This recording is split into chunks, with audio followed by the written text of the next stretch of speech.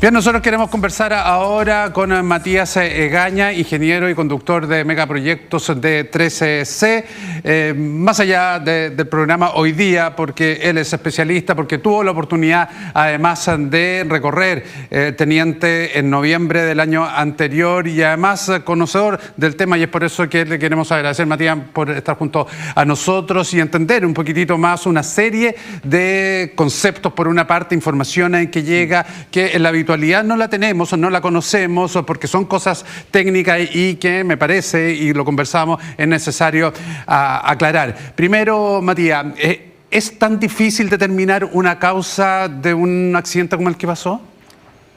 Bueno, gracias por la invitación. Efectivamente estuvimos grabando en noviembre del año pasado y en ese capítulo explicamos varios de los conceptos que hay detrás de todo lo que está ocurriendo acá, que es bien único lo que pasa en Teniente. Respecto a tu pregunta, en Teniente saben que este fenómeno ocurre y están preparados para lidiar con este fenómeno. Quizás lo que sorprende acá es la magnitud del evento. Y me han escrito muchas preguntas tratando de entender un poco por qué tanto daño para una magnitud grado 4, ¿no es cierto? Y creo que es importante explicarle a la gente la diferencia que hay entre un sismo de origen tectónico y un sismo inducido como este. Los sismos de origen tectónico, que son los que siente la gente en su casa comúnmente en Chile, ¿no es cierto? Y que a veces alcanzan magnitud 7, 8 o hasta 9. Son sismos que vienen del choque de las placas tectónicas. Esa es la presión que genera este rompimiento de la roca, por ponerlo en simple. Son magnitudes muy altas, son grandes energías que se liberan, pero a la vez a gran profundidad. En general a 30, 50, 100 o más kilómetros de profundidad. Por lo tanto, esta energía que se libera se va atenuando antes de llegar a nuestras casas, digamos, en superficie. Perfecto.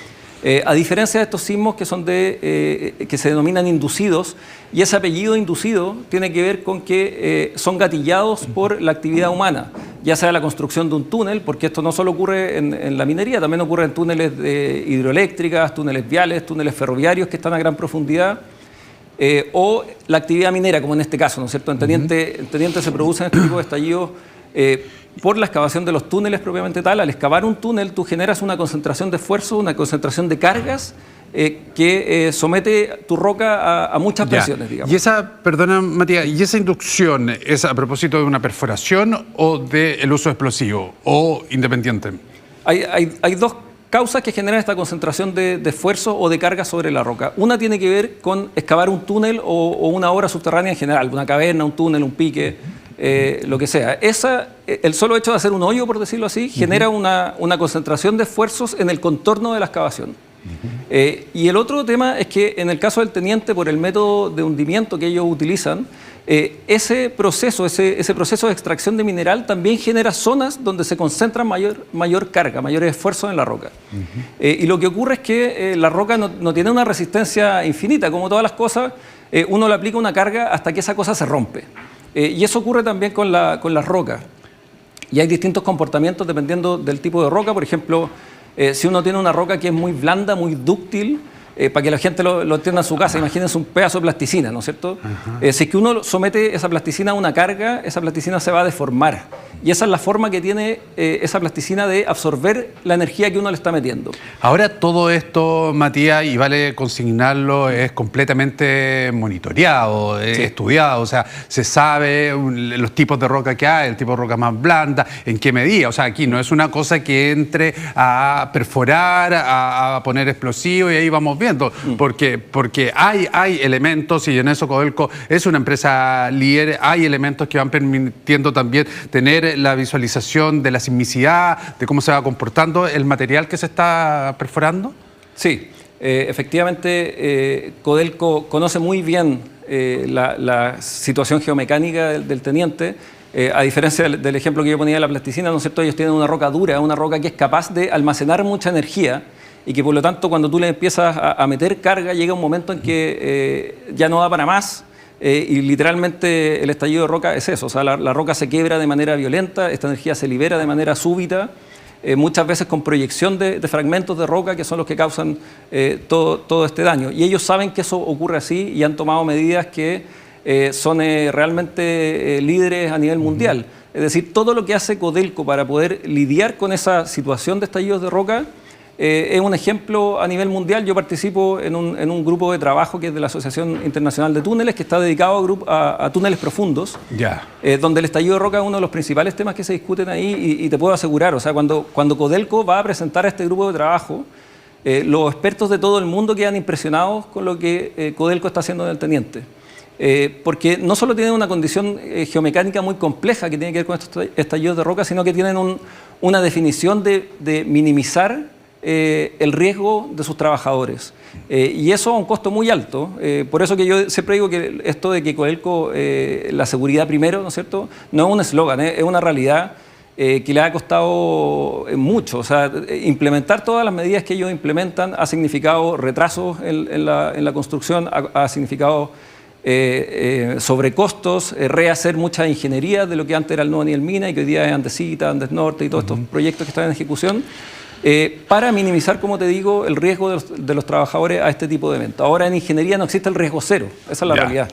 ¿Podemos mostrar la lámina y sobre todo la segunda, por favor, si nos pueden apoyar desde la sala de dirección? Claro, acá está, y un poco también, Matías, para que nos cuentes del recorrido, un poco entender la estructura, cómo se desarrolla mina el Teniente en estos distintos sectores. El Teniente es la mina subterránea más grande del mundo, medido en la cantidad de mineral que sacan cada día. Ellos sacan del orden de 140.000 toneladas por día, y eso es realmente una locura de grande, o sea, realmente impresionante. Este es un gran cuerpo mineralizado que se encuentra alrededor de esto que se muestra en rojo acá, que se le llama la pipa Breiden, y alrededor de este cuerpo, ¿no es cierto?, alrededor de esta pipa, están estos distintos sectores de producción. El Teniente es un gran yacimiento, pero en realidad son varias minas. Uno podría decir que cada uno de estos sectores es un sector productivo o una mina diferente.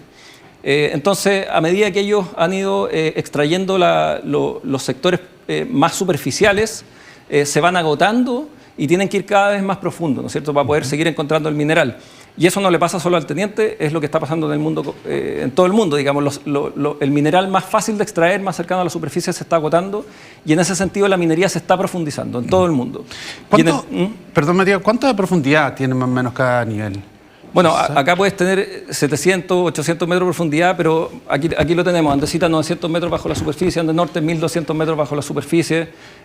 Por lo tanto, el tema de los estallidos de roca tiene que ver con la presión que tiene que resistir esta roca una vez que tú haces estas excavaciones, ¿no es cierto? Piensa que si tú haces un túnel acá, ese túnel tiene que resistir, en ese caso de Andes Norte, son 1200 metros de columna de roca. Claro. Ese es el peso que tiene que resistir, y además tú tienes un componente tectónico, es decir, las placas están chocando.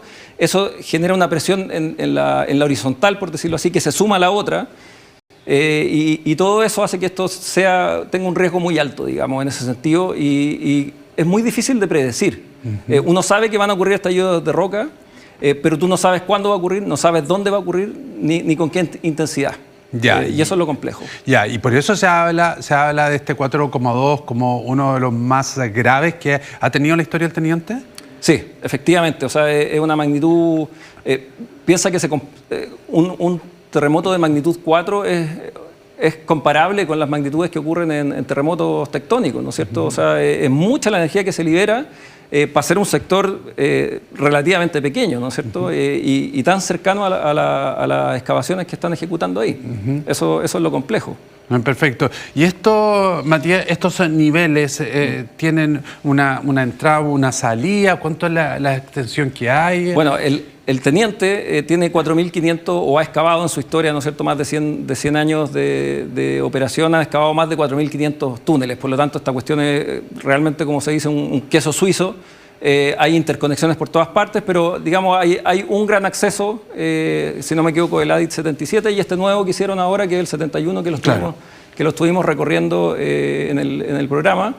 Y luego todos estos niveles están también interconectados con distintas galerías, hay un pique, etcétera. Perfecto. Ahora tú hablabas, Matías, de la seguridad de Codelco como ese ejemplo, como mucha gente se viene, especialistas incluso se vienen a capacitar, a aprender acá. Y esa misma exigencia de seguridad que tiene Codelco, ¿se les pide a las empresas contratistas que trabajan con ellos? Absolutamente, sí, se transfiere totalmente, y la mayoría de los trabajadores de Teniente son efectivamente asociados a subcontratistas. Así que Teniente en ese sentido se hace totalmente responsable tanto de sus trabajadores como de los subcontratistas, y el nivel de estándares que exige es el mismo para todos. Y hay cosas que aplican a todos. Por ejemplo, algo muy destacable del teniente es todo el sistema de monitoreo sísmico que tienen. Ellos tienen una cantidad de geófonos repartidos por la mina que les permite ir monitoreando dónde ocurren los sismos, con qué intensidad, con qué frecuencia están ocurriendo. Y eso es un poco lo que están viendo hoy día, ¿no es cierto? Para poder meterse a esta zona y ejecutar el rescate, ellos están monitoreando que se estabilice la ocurrencia de estos eventos antes de poder meterse ahí. Tienen una red realmente de primer nivel de monitoreo. La fortificación que están aplicando en estos túneles es muy robusta, de modo que tenga la capacidad de absorber estallidos con una magnitud razonable, digamos. Como te decía, que es el más grande de la historia del teniente, tenía una probabilidad de ocurrencia muy baja, por lo tanto era difícil de predecir.